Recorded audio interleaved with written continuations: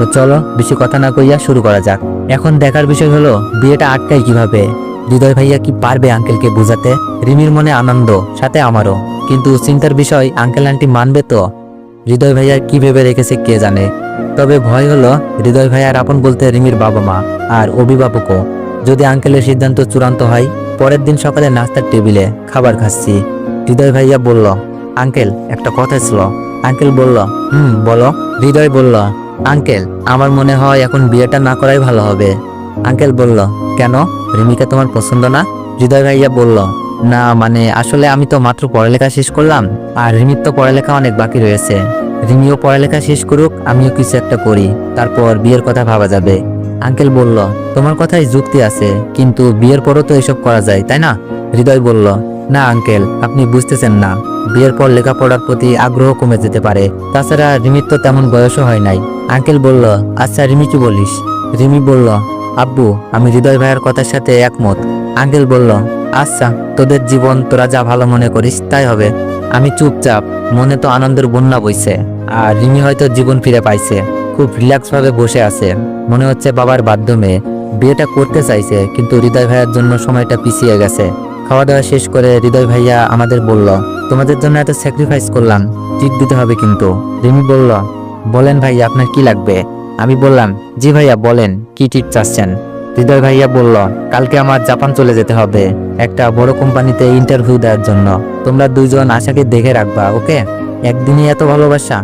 রিমি বলল, তা না হয় ঠিক আছে, তোমার তো কয়েকদিন থাকার কথা ছিল। হৃদয় ভাইয়া বলল, বিয়েটা হলে থেকে যেতাম, এই চাকরির সুযোগটা হারিয়ে হলেও, কিন্তু এখন যখন বিয়েটা হচ্ছে না, তাই কালকেই ব্যাক করব। আমি বললাম, আশাকে বলেছেন ভাইয়া? ভাইয়া বলল, সন্ধ্যার দিকে কোথাও ডেকে নিব, তারপর সব বলবো। আচ্ছা। সন্ধ্যার দিকে রেস্টুরেন্টে বসে আছি চারজন, যে যার মতো অর্ডার দিয়ে খাচ্ছি আর গল্প করছি। হঠাৎই হৃদয় ভাইয়া এসে বলল, আশা তোমাকে যেই কথাটা বলার জন্য ডেকেছি। আশা বলল, জি বলেন। আমি বললাম, আচ্ছা ভাইয়া আমরা ওই টেবিলে বসি। আমি আর রিমি ওদেরকে একা ছেড়ে অন্য টেবিলে গিয়ে বসলাম। আমাদের নিজেদের মধ্যে টুকটাক কথা হলেও খেয়াল ছিল আশার হৃদয় ভাইয়ার দিকে। আশা বারবার চোখ মুছছে, বুঝতে পারছি আশা হৃদয় ভাইয়াকে ভালোবেসে ফেলেছে, আর মুহূর্তটা কষ্টের যাচ্ছে। আমি অবাক, কারণ একদিনের প্রেম এত ইমোশন, একেই হয়তো বলে সত্যিকারের ভালোবাসা। কথা শেষ করে হৃদয় ভাইয়া বলল, অনেক, আমাকে একটু বন্ধুদের সাথে দেখা করতে যেতে হবে, তোমরা চলে যাও। আমি বললাম, আচ্ছা ভাইয়া ঠিক আছে। হৃদয় ভাইয়া চলে যাওয়ার পর রিমি বলল, আশা হৃদয় ভাইয়া কি বলেছে? তুই এত কান্না করছিলি কেন? আশা বলল, হৃদয় ভাইয়া কাল চলে যাবে, আর কয়েক বছর পর আবার আসবে আমাদের পড়ালেখা শেষ করার পর, ততদিন অপেক্ষা করে থাকতে বলেছে। রিমি বলল, ও তুই অপেক্ষা করতে চাচ্ছিস না? আশা বলল, কি আজে বাজে বলছিস, কালকে প্রেম হলো, আর তুই জানিস এটাই আমার প্রথম প্রেম, তাও আবার তোর চক্করে পড়ে। কত স্বপ্ন, বিএফের সাথে ঘুরবো, রেস্টুরেন্টে দেখা করব, কিন্তু দেখ এইসবের কিছুই হবে না, আমাকে কয়েক বছর পর চেয়ে বসে থাকতে হবে। রিমি বলল, তুই হৃদয় ভাইয়াকে ভালোবাসলে অবশ্যই অপেক্ষা করতে পারবি। আশা বলল, আমি না হয় অপেক্ষা করব, হৃদয় যদি অন্য মেয়ের সাথে আসার কথাই যুক্তি আছে। রিমি বলল, আরে হৃদয় ভাইয়া এত খারাপ না, দেখে নিস ভাইয়া তোকে ছাড়া আর কাউকে ভালোবাসবে না। আশা বলল, তাই যেন হয়। রিমি বলল, তাই হবে, মন খারাপ করিস না, আর ভাইয়ার সাথে তো রেগুলার কথা হবেই। আশা বলল, তা ঠিক, চল বাসায় চল। আজ পূর্ণিমার রাত, চারপাশে আলোয় ভরপুর, হেঁটে হেঁটে বাসায় যেতে ভালোই লাগছে। রিমি আর আমি পাশাপাশি, মনে হচ্ছে যেন অনেক দূর থেকে রিমি আবার আমার জীবনে ফিরে এসেছে। কোনোদিন রিমির হাতে হাত রাখিনি, তবে আজ কেন যেন রিমির হাতটা ধরে বলতে ইচ্ছা করছে, কথা দিলাম রিমি, এই হাতটা কখনো ছাড়বো না। রিমি আনমনে কথা বলে যাচ্ছে, মুখে হাসি লেগেই আছে, কারণটা তো সবাই জানেনি। আমি রিমির হাতের কাছে হাতটা নিয়েও ধরতে পারছি না, কি মনে করবে রিমি। রিমি অবশ্য অনেকবার হাত ধরতে চাইছিল, কিন্তু নানা অজুহাতে ধরতে দিই নাই, কারণ যার জীবন অনিশ্চিত তার মায়ায় ফেলা ঠিক হবে না। তবে শুধু মায়াই না, রিমি আমাকে এখন ছাড়তেই পারবে না, যার যথেষ্ট কারণ আমি দেখেছি। তাই আমার মনে হয় রিমির ভালোবাসার যথেষ্ট মর্যাদা মূল্য দেওয়া উচিত। সামনে যা হবার হবে, তবে ভালোবাসাটা পবিত্র হওয়া চাই। তবে বর্তমানে বেশিরভাগ প্রেমী লুতুপুতু টাইপের। এইসবের পর যখন অন্যজনকে পরিস্থিতির কারণে বিয়ে করতে হবে, কি দিবে তার স্বামীকে? আর ছেলেটা কি ভালো স্ত্রী আশা করতে পারবে? আমার মনে হয় এইসব দেশ, জাতি, সমাজ, পরিবারের জন্য লজ্জা, ভয়ঙ্কর পরিস্থিতির কারণ। রিমির হাতে হাত রাখার সাহস পাচ্ছি না, তবে রিমি হয়তো বুঝে ফেলছে। হঠাৎ দেখি রিমি আমার হাত ধরে ফেলেছে। রিমি একবার আমার দিকে তাকিয়ে আবার কথা বলতে লাগলো। হঠাৎই দেখি আমার আর রিমির মাঝখানে আশা দুজনকে আলাদা করে ফেলছে। আশা বলল, আমারটা দূরে পাঠিয়ে তোমাদের কাছে আসা হচ্ছে? তা হবে না, আমার সামনে এইসব যেন না হয়, বুঝলা? আমি বললাম, তোমারটা তো আমরা পাঠাচ্ছি না, নিজেই যাচ্ছে। আশা বলল, যেভাবেই যাক, যতদিন আমি আমার ভালোবাসা কাছে না পাবো 3 ফুট দূরে থাকবা, নয়তো ভাইরাল করে দিব তোমাদের প্রেম। আশা রেগে আছে না মজা করছে বুঝতে পারছি না। রিমি বলল, আচ্ছা ঠিক আছে, বুঝছি তোর হিংসা হচ্ছে। আশা বলল, কি বললি? আশা রিমিকে দৌড়াতে লাগলো। আমি কি করব, মনের সুখে হেঁটে যাচ্ছি। সামনে এসে দেখি আশাদের বাসার সামনে আশা রিমি দাঁড়িয়ে আছে, সাথে মাইশা আপু আর ভাইয়া। কার জন্য অপেক্ষা করছে কে জানে, হয়তো শপিং করতে গেছে। আমি সামনে গিয়ে বললাম, আসসালামু আলাইকুম ভাইয়া, কেমন আছেন? আপু কি খবর? মাইশা আপু বললাম, একটা চর দিব। বাসার সামনে দিয়ে আসা যাও, আপুর সাথে কি দেখা করতে মন চায় না? আমি বললাম, সরি আপু, সময় পাই না, বিজি থাকি তো। আপু বলল, এবার কিন্তু সত্যি চর বসিয়ে দিব। পরীক্ষা শেষ, এখন বিজি তাই না? আপু তো বুদ্ধিমান, মিথ্যা বলে বাঁচা সম্ভব না। মজা করে বললাম, না মানে আপু, পরীক্ষা দিয়ে ক্লান্ত তো, তাই ঘুম নিয়ে বিজি থাকি আর কি। আমি তো আসতে চাই, কিন্তু আশা তো আসতে মানা করছে। আপু বলল, কি ঘুম নিয়ে বিজি মানে? আর আশা আসতে মানা করছে কেন? তুমি তোমার আপুর শ্বশুর বাড়িতে আসবা, আশা বাধা দেওয়ার কে? মাইশাপুর কথা শুধু লজিকে ভরপুর। আমি বললাম, আচ্ছা আসবো কালকেই, খাওয়া দাওয়ার ব্যবস্থা করেন, ঠিক আছে? মাইশাপু বলল, কাল না, এখনই চলো। মাইশাপু আমাকে কিছু বলার সুযোগ না দিয়েই টেনে হিসেবে বাসায় নিয়ে গেল। আর সবাই হাসতে শুরু করলো আপুর কাণ্ড দেখে। আপুকে দেখে মনেই হয় না এটা দুলাভাইয়ের বোন, আর কেউ দুলাভাইকে দেখে ভাবতে পারবে না যে তার চরিত্র কতটা খারাপ। আপু বাসায় নিয়ে আসছো, এবার তো ছাড়ো। আপু বাসায় এসেও আমার হাত ধরে আঙ্কেলকে ডাকছে, আসামি নাকি ধরে এনেছে। মাইশা আপু বলল, দাঁড়াও, আব্বু আগে আসুক। আঙ্কেল তার রুম থেকে বেরিয়ে এসে বলল, আসামিটা কে বৌমা? মাইশা আপু হাতটা ছেড়ে বলল, এই যে দেখেন, ওই যে বিয়ের দিন এসেছিল আর দেখা পাওনি যার, সে। আঙ্কেল বলল, অনিক? কি হয়েছে অনিক, আমাদের বাসায় আসো না কেন? আমি বললাম, আঙ্কেল আশার সাথে অনেক দিন ঝগড়া ছিল, তাই রাগ করে আসি নাই। কিছু তো একটা বলতেই হবে, কারণ আঙ্কেল আমাকে অনেক ভালোবাসে। আশা তুতলাতে তুতলাতে বলল, কি? না না আব্বু, অনেক মিথ্যা বলছে, আমাদের ঝগড়া হয় নাই কখনো।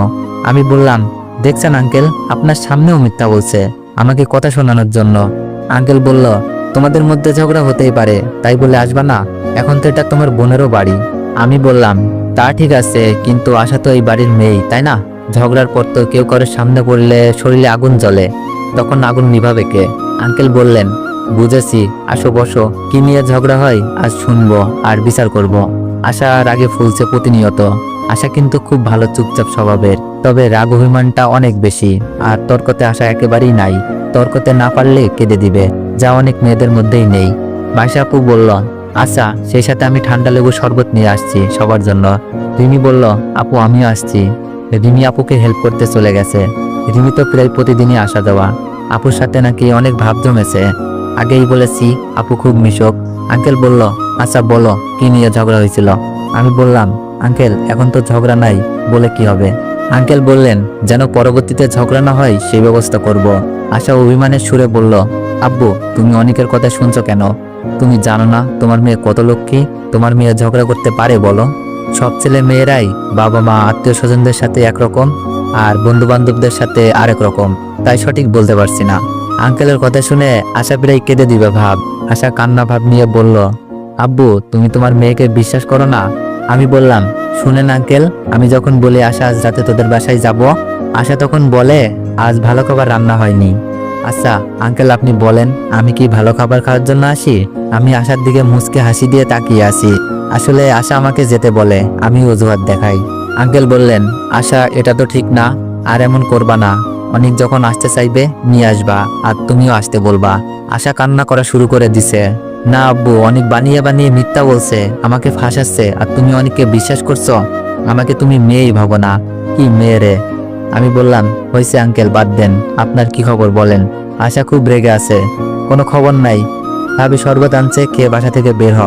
আমি বললাম, আমি তো আমার আপুর বাসায় আসছি, তুমি বললেই চলে যেতে হবে নাকি? আশা বলল, তুই আমার নামে মিথ্যা বলছিস। মাইশা আপু শরবত নিয়ে এসে গেছে। কি ব্যাপার, আশা কাঁদছে কেন?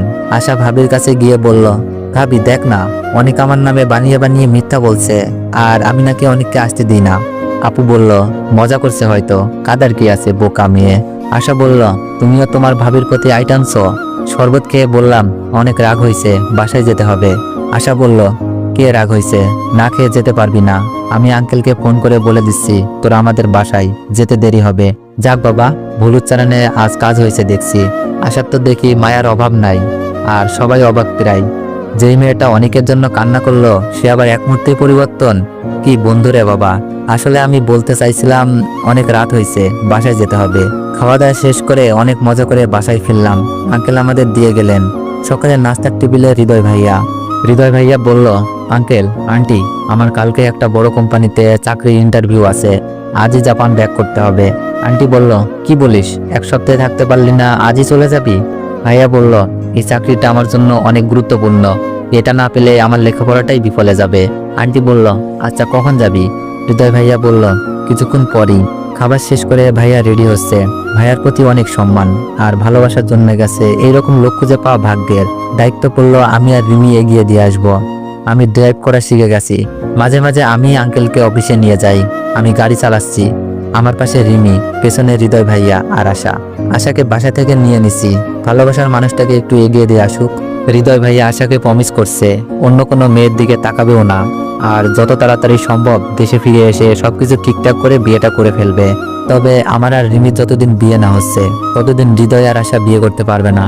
কারণ আঙ্কেল আন্টি জানে চাকরি পেয়ে রিমিকেই বিয়ে করবে হৃদয় ভাইয়া। আর আমার কিছু একটা না করা পর্যন্ত হৃদয় ভাইয়া দেশে আসতে পারবে না। ভাইয়াকে বিদায় দিয়ে আসলাম, সাথে আশাকে 2বার টিস্যু কিনে দিতে হয়েছে। কয়েকদিন পর খবর পেলাম ভাইয়া চাকরি পেয়েছে। আশা তো অনেক খুশি। উড়াধরা খাওয়ার প্রস্তাব, এইসব খাবার প্রস্তাব মিস করি না। রেস্টুরেন্টে আজ দুপুরে বসে খাচ্ছি, এমন সময় আম্মুর ফোন। আম্মুর নাম্বারটা বেজে ওঠার সাথে সাথে মনটা আনন্দের নেচে উঠল। আমি খুশি মনে বললাম, হ্যালো আম্মু, কেমন আছো? অনেক, তোর বাবার অবস্থা খুব বেশি ভালো না। আব্বুর কথাটা শুনে বুকের ভিতরে হাতুড়ি দিয়ে কে যেন আঘাত করলো মনে হলো। আমি উত্তেজিত হয়ে বললাম, কি বলো আম্মু, কি হয়েছে আব্বুর? আম্মু বলল, তোর আব্বু স্ট্রোক করছে, হাসপাতালে আনা হয়েছে, ডাক্তার বলেছে খুবই বাজে অবস্থা, তুই তাড়াতাড়ি আয় অনিক। আম্মু কান্না করছিল। আম্মুর কথা শুনে আর দেরি করতে পারি নাই। মুহূর্তে ভিতরটা নেড়ে চেড়ে উঠল। মনে হচ্ছে কি যেন একটা হারিয়ে যাচ্ছে। তাই আমি দেরি না করে রিমি আর আশার কাছ থেকে বিদায় নিয়ে আব্বুকে দেখার উদ্দেশ্যে রওনা দিলাম। বাসে করে যাচ্ছি, মনে হচ্ছে যেন আজ সময়টা যাচ্ছে না। শুনেছি বিপদের সময় রাস্তা আগায় না, এটাই হচ্ছে আজ আমার সাথে। ভাবিকে ফোন দিলাম আব্বুর অবস্থা জানার জন্য। ভাবি বলল, হ্যালো অনিক, বলো। আমি বললাম, ভাবি আব্বুর এখন কি অবস্থা? ভাবি বলল, ভালো নেই বেশি। তুমি শুনেছো কোথা থেকে? আমি বললাম, আম্মু ফোন করে বলেছে, আমি আসছি। ফোন রেখে রাস্তার দিকে চেয়ে বসে আছি। আমার অন্য কোনো খেয়াল নেই, শুধু আব্বুর জন্য একটু পর পর বুকটা কেঁপে উঠছে। মনে হচ্ছে যেন মাথার উপর বট গাছে প্রচুর ঝড় যাচ্ছে, উপড়ে যাবে। বাসা থেকে চলে যাওয়ার পরও কখনো মনে হয় নাই আমার মাথার উপর ছায়া দেওয়ার মতো বট গাছটা আজ ছেড়ে যাচ্ছে। শুধু মনে হতো কোনো এক কারণে গাছের পাতাগুলো ঝরে গেছে, ইনশাল্লাহ আবার পাতা গজাবে। কিন্তু আজ এমন মনে হচ্ছে কেন? অবশেষে হাসপাতালে এসে পৌঁছালাম। এক দৌড়ে হাসপাতালের ভিতরে গিয়ে প্রতিটি কেবিন খুঁজতে লাগলাম। তারপর একটা রুমের দরজার কাছে ভাবিকে দেখতে পেলাম। এখানেই আব্বু থাকবে। রুমে যাচ্ছিলাম, হঠাৎই মনে পড়লো আব্বু শেষ কিছু কথা। তুই আমার ছেলে না, বাসা থেকে বের হয়ে যা, আর আমার সামনে কখনো আসবি না, আর আসলে আমার মরা মুখ দেখবি। আব্বুর কথাগুলো কানে বাজতে লাগলো। থমকে যাই, ভিতরে যাওয়ার সাহস পাচ্ছি না, তাই আবার পিছিয়ে গেলাম। ভাবিকে আবার ফোন দিলাম আব্বুর এখন কি অবস্থা জানার জন্য। ভাবি বলল, হ্যালো অনিক, তুমি কি আসছো? আমি বললাম, না ভাবি, একটু দেরি হবে। আব্বুর এখন কি অবস্থা? চোখ বেয়ে পানি পড়ছিল। ভাবি বলল, আব্বুর অবস্থা খুবই বাজে, আল্লাহ যদি না দিয়ে যায় বাঁচানো সম্ভব না। ভাবির কথায় ভিতরটা মোচড় দিয়ে উঠল। আমি আর কিছু ভাবতে পারছিলাম না, কোনটা সঠিক কোনটা ভুল। আমার কাছে এখন মনে হচ্ছে সেই জায়গাটা না হয় দেখেই যাই। আব্বু রাগের মাথায় কত কথাই বলতে পারে, তাই বলে কি আমিও রাগ করে আব্বুকে দেখবো না? এক দৌড়ে আব্বুর কেবিনে। আব্বুর মুখে অক্সিজেন লাগানো। আমাকে দেখে সবাই অবাক। পরিবারের সবাই আছে এখানে, মিথিলা, দুলাভাই, সুমি আপু, ভাবি, ভাইয়া, আম্মু, চাচি, সবাই। আব্বুর দিকে তাকিয়ে অনবরত চোখের পানি ঝরছে। আব্বু আমাকে দেখে আম্মুকে হাত দিয়ে ইশারা করছে আমি যেন চলে যাই। আম্মু কিছু বলছে না, শুধু চোখের পানি ফেলছে আর আমাকে বলল বেরিয়ে যেতে। আম্মু হয়তো ভাবছে এতদিন পর হয়তো আব্বুর মনে কোনো রাগ অভিমান নেই। আম্মু তো মায়ের স্নেহ আর আমাকে দেওয়া মিথ্যা অপবাদের সাক্ষী। কি করে বুঝবে আমি নির্দোষ ছিলাম? আমার খুব কষ্ট হচ্ছিল, বুকের ভেতর অসম্ভব ব্যথা লাগছে। ভাইয়া আমার গালে চর বসিয়ে দিয়ে বলল, এই তুই এখানে কেন এসেছিস? তোর জন্য আমাদের পরিবারের আনন্দটা চলে গেছে। আব্বুর এই অবস্থা কেন জানিস? তোর মতো ছেলেকে জন্ম দিয়ে অনুতপ্ত। যার কারণে আব্বু আজ স্ট্রোক করেছে। আমি মাথা নিচু করে আছি, আমার যে কিছুই বলার নেই। ভাইয়া বলল, বেরিয়ে যা, তোকে দেখে আব্বুর অনেক কষ্ট হচ্ছে, দেখছিস না 2 বছর ধরে তো কষ্ট পেয়েই যাচ্ছে, শেষ বেলায় একটু সুখ দে, আর আসবি না। আব্বু মরে গেলেও না। ভাইয়ার কথা শুনে কান্না করছি। আসলে ভাইয়ার কথাই কান্না করছি না, কান্না করছি আব্বুর যেন কিছু না হয়ে যায়। আব্বুকে যদি একটু জড়িয়ে ধরতে পারতাম, আর যদি বলতে পারতাম, আব্বু আমি এইসব করিনি, আমার কাছে প্রমাণ আছে। আম্মুকে ভাবিকে কান্না করতে দেখছি, মিথিলাও দেখছি মুখ ভার করে আছে। হয়তো ভাবছে আমাকে বাঁচানোর জন্য অনেক কি অমানবিক যন্ত্রণা সহ্য করছে। আবার মুখে অন্ধকার, মনে আনন্দের জ্বর বইতেও পারে। রুম থেকে বেরিয়ে আসলাম, ভাবি আমার সাথে কথা বলার জন্য এগিয়ে আসছিল, ভাইয়া আটকে নিয়েছে। চোখে পানি, মনে ব্যথা নিয়ে হাসপাতালের গেট অতিক্রম করে বাস স্ট্যান্ডে বসে আছি। ফিরে যাওয়ার শক্তি পাচ্ছি না। আব্বুর কাছে আবার যেতে মন ব্যাকুল হয়ে আছে। এমন সময় রিমি ফোন দিয়ে জানতে চাইলো, হ্যালো অনিক, আঙ্কেলের কি অবস্থা, ভালো আছে তো? আমি কান্না করছি। রিমি বলল, কি ব্যাপার, কান্না করছো কেন, আঙ্কেলের কিছু কি হয়ে গেছে? কান্না সুরে বললাম, আব্বুর অবস্থা বেশি ভালো না, আব্বুকে দেখতে গিয়েছিলাম, আব্বু আমার মুখ দেখতে চায় না, বের করে দিয়েছে। রিমি বাকরুদ্ধ। কিছুক্ষণ পর রিমি বলল, এখন কি করবে, ফিরে আসছ নাকি? আমি বললাম, না, আমি ঠিক করেছি আমি ফিরবো না। আব্বুর এই অবস্থা দেখে ফিরে যাব কি করে? বাস স্ট্যান্ডে বসে নীরবে চোখের জল ফেলছি। এমন সময় আমাদের পাশার বাসার এক আঙ্কেল আমাকে দেখতে পাই। আমি যত সম্ভব নিজেকে আড়ালে রাখার ট্রাই করছি। করিম আঙ্কেল বলল, অনিক না? চোখের পানি মুছে বললাম, জি আঙ্কেল, কেমন আছেন?